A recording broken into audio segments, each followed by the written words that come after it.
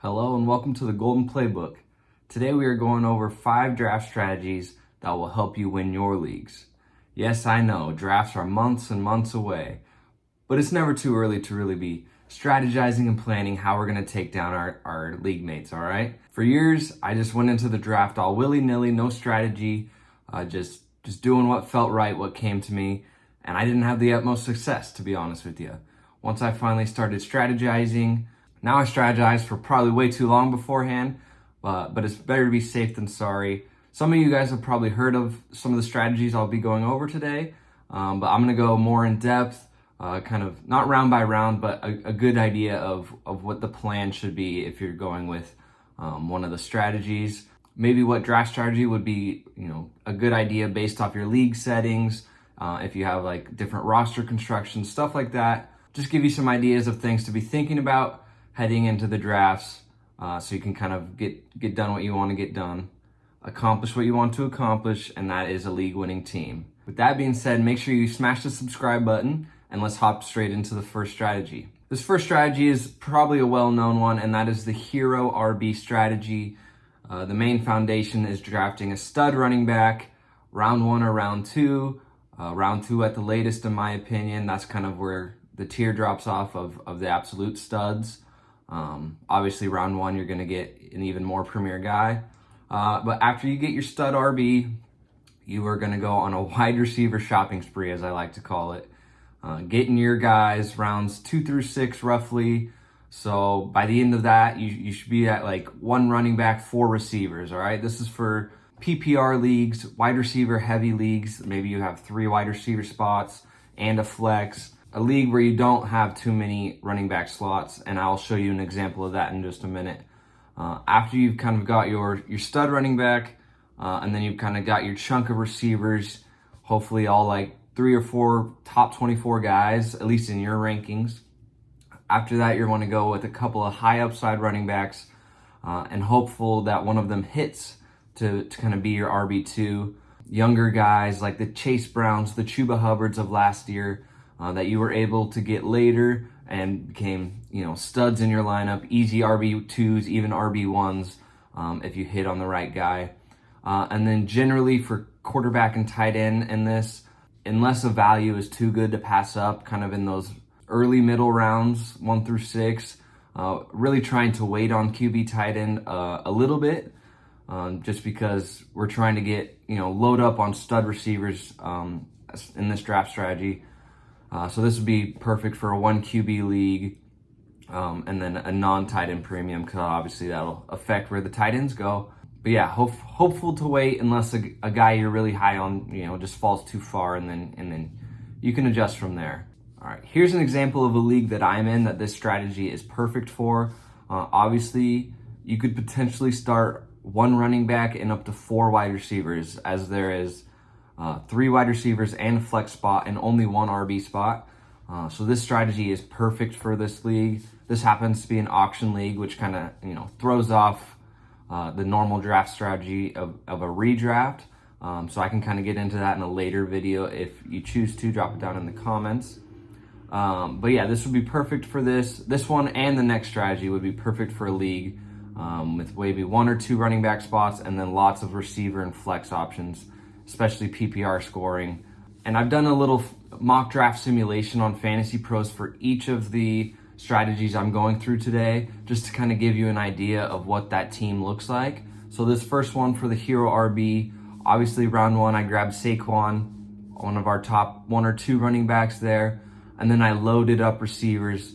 I went Tyreek, Terry McLaurin, Cortland Sutton, and Marvin Harrison. I think I even grabbed Jacoby Myers as well. And then came back around to Aaron Jones as my RB2, which I'm completely happy with.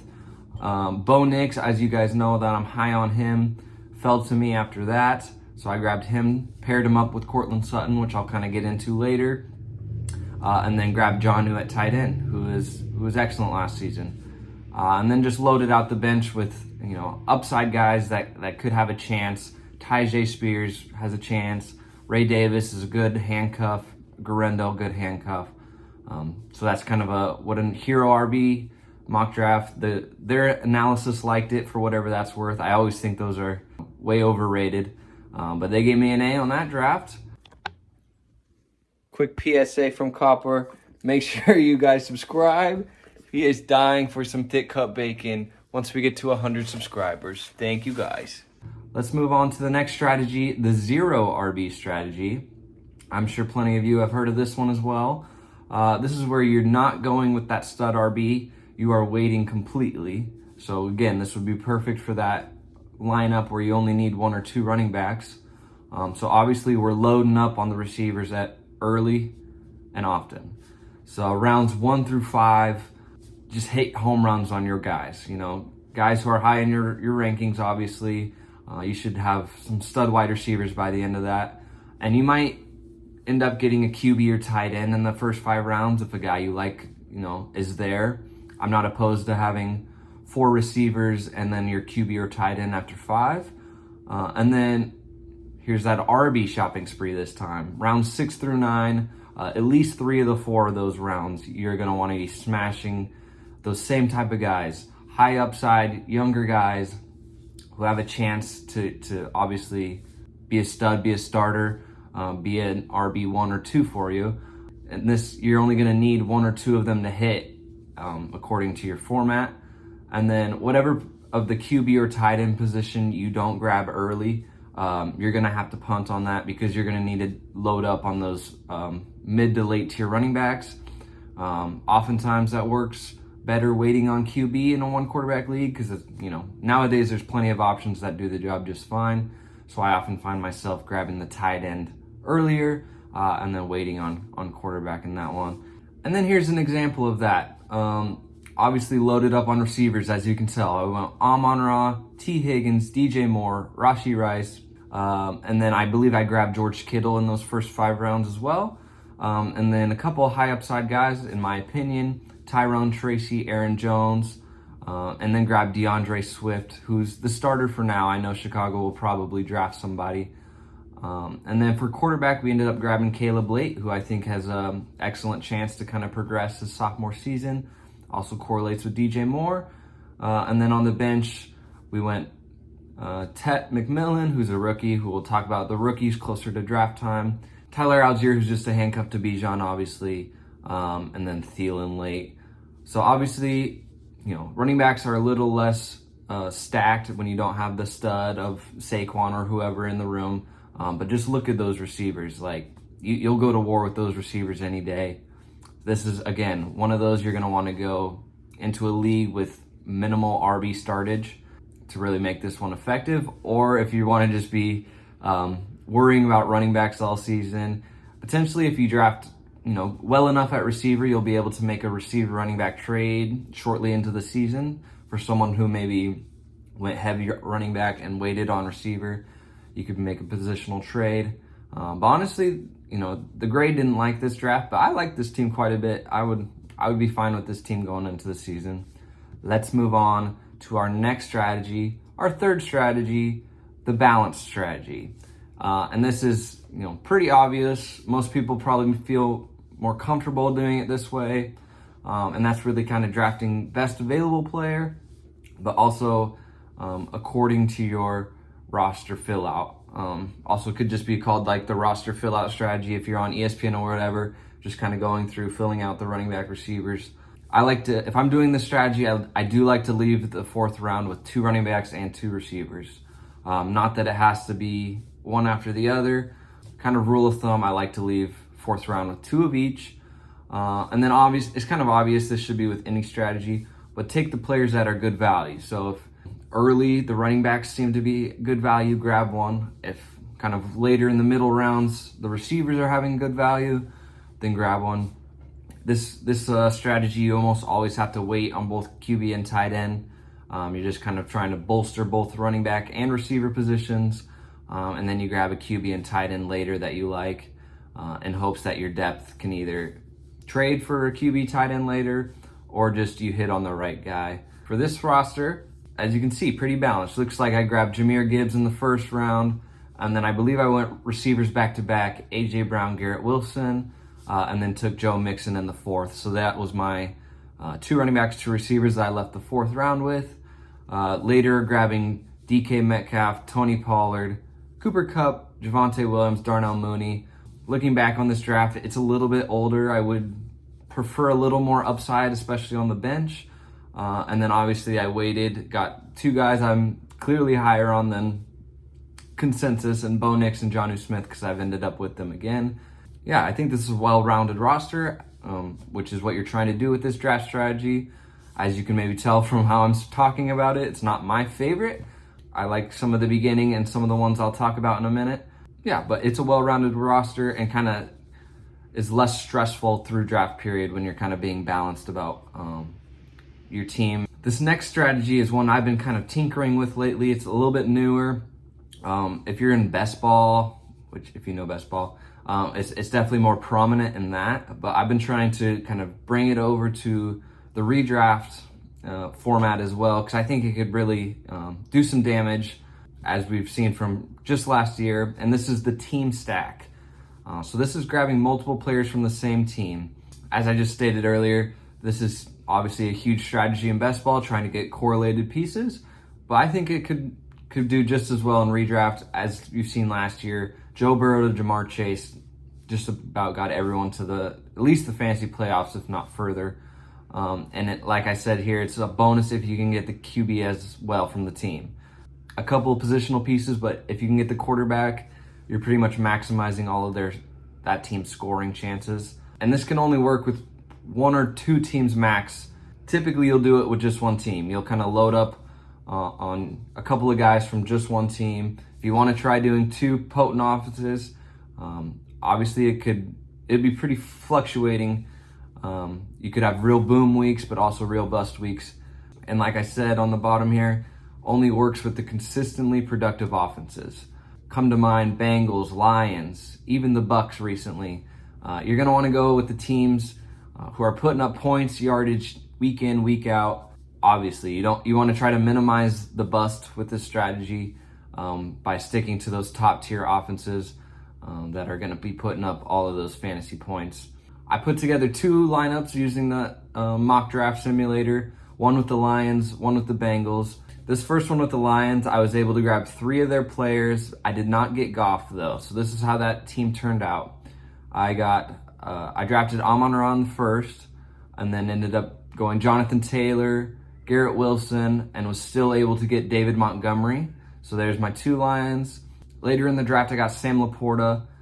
So I was able to get 3 of those Detroit players, filled out the roster nicely. Bo Nix at quarterback, Cortland Sutton in the flex, and then the bench, a couple guys we've seen before, and Swift McMillan, and then Godwin, who's a great depth piece, and then Charbonnet, who I think could end up kind of taking lead of that Seattle backfield. So they gave me a B-, but I really like this team.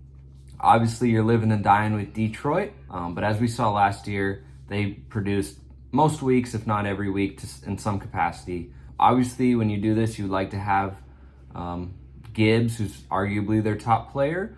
But what position I was in the draft, I was only able to get Amon-Ra. And Detroit's going to be one of those you're not going to be able to get Gibbs and Amon-Ra just because they're both first-round pieces, unless something crazy happens and maybe you're at the end of the first round and somehow they fall to you. But obviously extremely unlikely. But yeah, I really like that squad. And then we did one with the Bengals as well. This one's a little more interesting. They liked it more. I ended up grabbing Jamar in the first. I was the 101 for this, so you kind of have to be if you want to get Jamar. But I did get him. And then on the way back, I was able to get Chase Brown. And it looks like I grabbed Josh Jacobs in that turn as well. Later on, I was able to get Joe Burrow. I even added Gesicki late. That's probably a little overboard. 4 players is really, that'll be pushing it.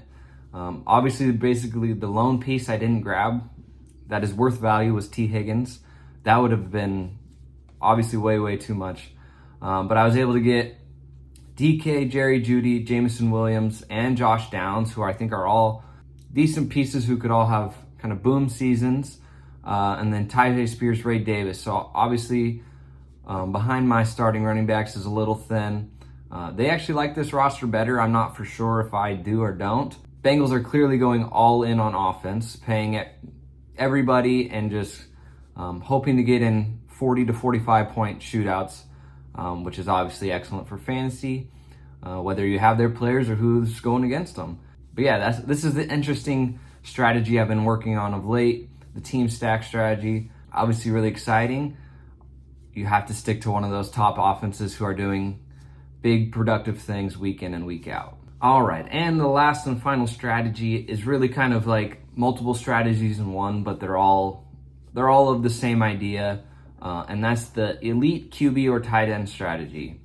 So pretty much to the name, if you want one of those top tier guys at either positions, you kind of have to plan on it, because when you're grabbing those guys, your league mates are grabbing the top tier running backs and receivers. But this is definitely scoring and league setting dependent. Obviously, if you're in a super flex league, this changes things drastically. So this is more tiered towards a one quarterback league, but you still want one of those top 3 or 4 studs. And then tight end, if it's tight end premium, that obviously drastically changes. So this is kind of based on if you want one of those top couple tight ends and just a one tight end non-premium league. But you're going to have to do either QB or tight end, not both, or else you'll be too weak at the running back or receiver positions, maybe even both. In my opinion, there's better QB value late compared to the tight ends. There's just more viable starters at that position. And then I put sometimes the strategy chooses you, which is true. Sometimes one of these quarterbacks or tight ends just drops into your lap in the 3rd or 4th round when you're not expecting it and maybe you weren't planning on it. So you got to be able to adapt, because you're not going to pass up on that kind of value, no matter if you're planning on it or not. I'm more likely to not wait too long on tight end, just because I feel like after like the 7th or 8th tight end, it gets a little hairy. But also in the same vein, I like the top quarterbacks, better. They have that rushing upside that is obviously very desirable in fantasy. So I've given you guys a couple options, one going with the hero QB and one with the hero tight end. First, with the hero QB, obviously Jaden. I want to say I grabbed him in the 3rd after grabbing Nico and Jacobs. So obviously with this team, we have a lot of stock into Jaden Daniels. The rest of the team, in my opinion, does not look all that great. We filled out the roster with Kamara and Jacobs, Nico, Marv, Jordan Addison, Jacoby Myers as the top receivers. And then on our bench for running backs is Rico Dowdle and Austin Eckler, Kraft at tight end. So obviously this feels a little bit thinner than our previous strategies when we were going heavy running backs and receivers. But Jaden is a guy who can win you any week in fantasy. He's just that talented. Typically don't do this strategy unless one of those top guys really does fall to me. And here's the tight end draft where I grabbed an early one. Obviously Brock Bowers. I believe I grabbed him in the 2nd round after grabbing Bijan. And this roster turned out a little bit better, I think. Ended up grabbing Mike Evans, Rashee Rice. We'll have to see how Rice is doing coming off injury. And hopefully the legal stuff is all cleared up. 2nd running back, Tyrone Tracy, who I'm very high on this season as of now. And then Herbert at quarterback. This is my only share of Herbert, but I think he's in line for a very solid season. And then the bench rounds out Addison, Rachaad White, Marquise Brown, and then Jordan Mason, who's mostly a handcuff. Obviously, we should have the best tight end. In theory, we've got an upper hand at that position every week. With this one, obviously, our running back 1 looks very good. So it really comes down to the wide receiver play. This team I like a little bit better than our hero QB team with Jaden Daniels. But either way, I don't find myself choosing this strategy a ton. But like I said, if one of those guys really falls to you, you kind of have to take them just for value's sake and then figure out running back and receiver later. All right, those are my 5 draft strategies. A lot of them have been around. A couple of them I've been tinkering with. Drop down in the comments below what your favorite draft strategy is or a new one you've been playing with. Like I said, it is never too early to be strategizing for your fantasy drafts. We take championships seriously, kind of. But no, we do want to win in all seriousness. I like trying to come up with new strategies at least, have a new edge, different way of thinking about the draft. Make sure you smash that like button. Make sure you smash that subscribe button. We're on the road to 100 subscribers. So me and Copper, if you don't know Copper, check him out in previous videos. Once we get to 100 subscribers, we are eating thick cut bacon, which is his favorite. So if you're not doing it for me, do it for him, okay? With that being said, thank you guys so much for watching. Also drop down in the comments any other content you would like to see, any other strategy videos, just let me know. And thank you guys so much for watching, and we'll see you next time.